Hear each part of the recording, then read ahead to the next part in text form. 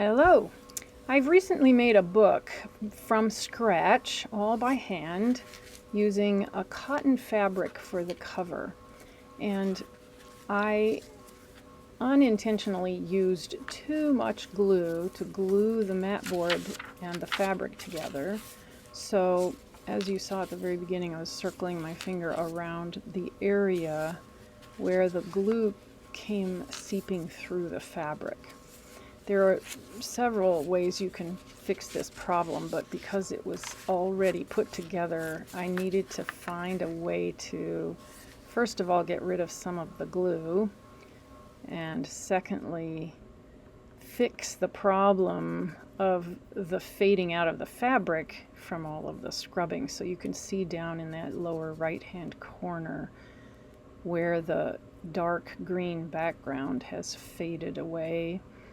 There's also some fading in the blue lake, and at first I was just going to leave it that way. Lakes have all sorts of different colors and light hitting them, but I chose to try and add a little bit of color in there too toward the end of this process. But right now what you see me doing is mixing a color from my watercolor palette that I'm trying to match the darkness of that forest green background. So I'm using some sap green and ultramarine blue right there. That usually makes a very nice forest green, but the color just wasn't dark enough. So now I'm picking up some neutral tint, which is more like a black, darkens that shade. And you'll see me testing it on paper. I have quite a lot of water here, so the water of course makes it lighter, but I'm looking for the shade, the correct hue that will match the background. So I'm testing again, adding a little bit more neutral tint. Here's a little more ultramarine to give it just a little deeper, richer color. And I believe I'm going to add just a touch more sap green. It's a fairly thick consistency, probably like cream. Yeah, actually. It's not a very watery mixture. I started with a lot of water and then I just kept adding more and more pigment. So there, I think I'm satisfied that the background is going to match, and I'm testing it a little bit at first, and it actually looks really close, if not almost a perfect match.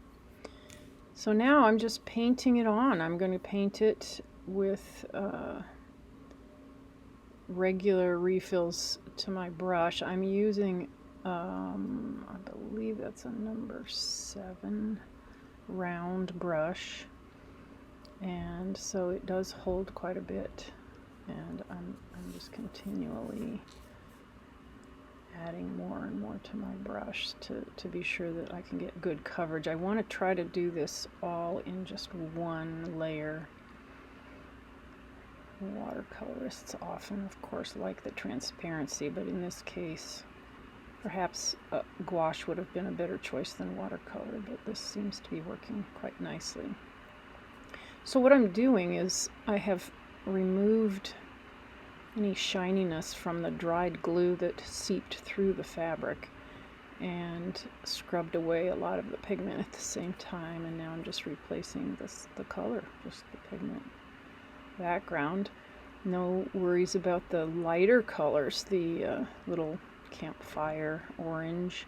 It has enough color to look fine, and there's nothing else to compare it to on that segment of the fabric. And then around this white star, just be careful. I have to be sure that I'm careful not to cover up any of the parts of the star. Carefully going around the edge of the lake. There's a bit of a tree or branches in the foreground that I'll have to paint around as well. So I'm still using this larger brush But I think in just a minute I'm going to need to get a smaller brush so that I won't have to be quite so ginger around those smaller parts that I don't want to cover. So this is really the bulk of it right here. It's really just in this corner. There were a few other places on this cover that you're able to see here where if you get it in the light a certain way, you can see just a touch of the shininess of the dried glue, but not significantly enough that it was worth going through all of this to clean it up and retouch the color. So once again, I have to mix because I didn't make enough.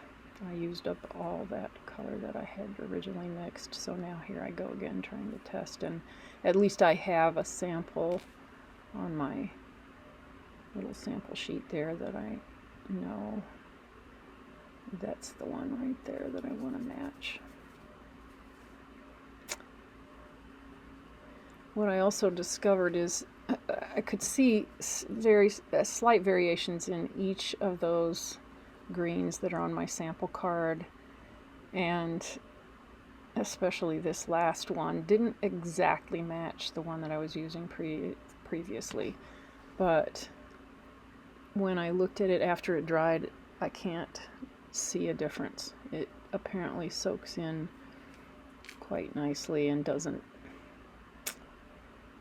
look like it's a different shade of green. It blended in really nicely. The lake, on the other hand, I had a little more trouble with. I think that's because the color is lighter, and when you're using watercolor, you have lots of water, which on fabric especially darkens the shade. So it's sort of like working blind. You don't really know what the shade is going to turn out to look like until after it dries. So here's the smaller brush that I picked up. I think this is a number 4 brush to get in between the, whatever those are, leaves or something growing out of the ground. And also this little part of that tree in the foreground that I still haven't gotten in between the leaves there. So that's what I'm doing, is just finishing up, touching that up. This fabric was 100% cotton. You can use some synthetics for books, but they tend to be less pliable. There's always, once you put glue on the fabric, there's a lot of play in it. It stretches, but it can also move, be pushed a little bit together in a way of shrinking. Even though you're not really shrinking the fabric, it does get bigger and smaller, and you can move it around. I had to do a little bit of that to make sure that the seam came out level. There were places where it started to look crooked, and I needed to shift it around a little bit with my fingers as I was, while the glue was still wet, which is why I used so much glue. I was afraid I wasn't going to have enough and that it wouldn't move enough, and I knew that I was going to have to make the seam look right. And then, I don't know if you noticed at the beginning, I got it on upside down. So the good news is I made 2 of these. This is not the original art. These are copies of the art that I had done. So I had done all of the painting and the calligraphy and made an original book, but I made this one first with the cover before I made the other one, and it was a good thing because I learned a lot by the mistakes that I made on this one.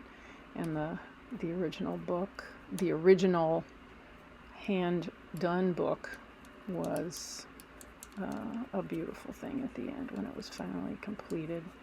And I didn't have any of these glue problems with it. So I just learned not to put so much glue on in the first place, and you won't have to go through this. But there are ways of fixing. If I hadn't gotten this cover on upside down, I probably would have to think about it a little bit, but I could give it as a gift. The original art did go to my son and his wife at Christmas time because they were expecting a baby, and now we have a grandchild. So my hope is that they will read this to her when she is ready to listen and read books together with her parents. So now I am fiddling with this lake. At first, I didn't have nearly enough water. Interesting that I needed so much more water on the lake color than I needed on the background. I'm not sure why. But the smaller brush that I was using just wasn't sufficient, so I had to pick up a larger brush to cover that area with water first and then add the color into the wet background.